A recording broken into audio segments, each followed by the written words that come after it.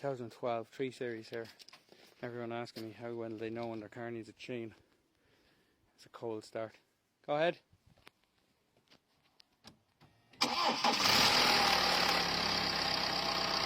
it rattled for a couple of seconds first. 3 Series in for a chain. Let's see how bad it is. It was rattling on idle, so let's see.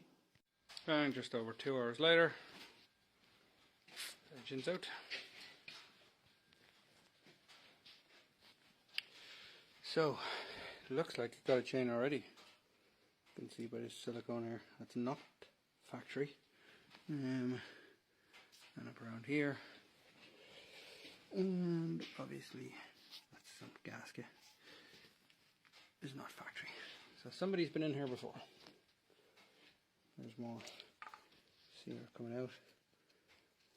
It's not a bad job, it's just not factory. So, let's see. Okay, this F30 2012, as you can see, is a genuine BMW chain. And it definitely has been replaced. That is not factory. So it's obviously been replaced either by BMW or somebody with a BMW time and chain kit. And it is hanging off it. It was about to come off. I'm surprised the car got here. I can nearly take it off myself. So, to everyone who says BMW genuine kits are the best,